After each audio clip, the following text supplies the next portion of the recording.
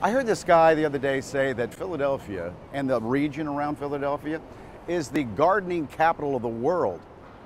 I think there's a couple up in Bucks County who would agree with that. They have transformed acres of poison ivy and insidious bamboo plants into a masterpiece they call the Gardens of Fleurs. One of our producers, Belinda Brush, and our photographer, George Roach, they have the story. Whether you casually plant spring bulbs or chrysanthemums in the autumn to beautify your yard, or make a passionate study of the wide variety of vegetables, herbs, and flowers, and then pursue the vision as I do, most can agree efforts made to spruce up the home, no matter how large or small, bring a great deal of beauty to any neighborhood. I come from a long line of gardeners on both sides of my family. As a child, I loathed the toiling away in the large flower garden my parents maintained. I just really wanted to play with my friends. But as a young adult, in my first home, I realized there were no fresh flowers I could just go pick.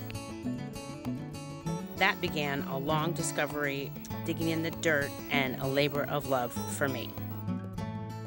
Such is the journey of one couple in Bucks County who turned what seemed impossible into a positively incredible vision to life. And you can see their vision for yourself. Driving through Bucks County, you might not know of the Gardens of Fleurs. As you pull into the drive, you are at once surrounded by an intense vision of color. When the sun starts to go down, the yellow, the back part of the garden is like, did I die and go to heaven? What is this? Because the light comes through and everything is backlit and the things glow in a way that's ethereal. It's just amazing. Barbara Tiffany and her husband Robert co-own this unique setting. They have created an outstanding oasis in Point Pleasant in Bucks County near the Delaware River, about an hour outside of Philadelphia. It was absolutely treeless and plantless by the time we got the bamboo out of here. There's nothing here. The sycamores were here. What started as a sanctuary for artisans and friends became a passion and a way of life for the couple. They now show their ever-evolving ornamental garden to the general public. My husband and I were getting married, and this was a bed and breakfast. It was called Innisfree. And it was the only place where we could put people up for one night. We put up our friends here, and it was rustic. It was pretty rustic. Tiff just lusted after this property, and I didn't want it at all. It's 10,500 square feet of space. And I said, what do two people who aren't corporate need that much space for? You know, our children were grown and out, and it kept coming on the market, and we kept looking at it, and I said things like, over my dead body. But the heart wants what it wants, and Robert Tiffany quietly, patiently, and persistently set his heart on the property.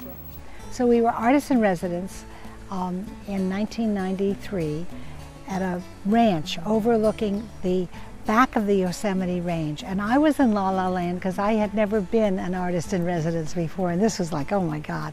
And I was tripping down through the mountainsides, through the lupines and the wildflowers, and I was, and Tiff said to me, oh, the mill is on the market again.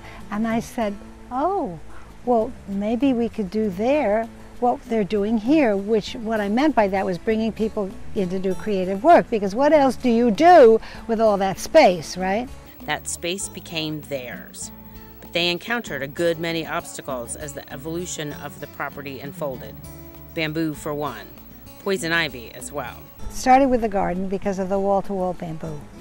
And when we finished excavating, to get bamboo out, I speak with authority on this, you dig it down 3 feet and you sift every cubic inch of soil. And that's how you get rid of bamboo. In the back of the house, where the colors are warm, where we went where the colors are warm, that was multiflora rose. Poison ivy so old. You know, poison ivy is a vine, and it climbs up trees to support itself. And the tree that this particular poison ivy had climbed up had long since disappeared. You could see the stump had rotted away. The poison ivy had a trunk this big, hairy, terrifying, and it was supporting itself on tendrils that were now propping it up against on the ground. The most terrifying thing I've ever seen in my life. They lived simply while their historic mill, dated 1742, was restored into a home they could live in. Once the mill was restored, Barbara set out to fill the property with plants she found interesting. This area is about things that are variegated that aren't usually variegated. Then came an opportunity to join the Pennsylvania Horticulture Society, which set them on a new path, showing their ever-evolving garden to the public.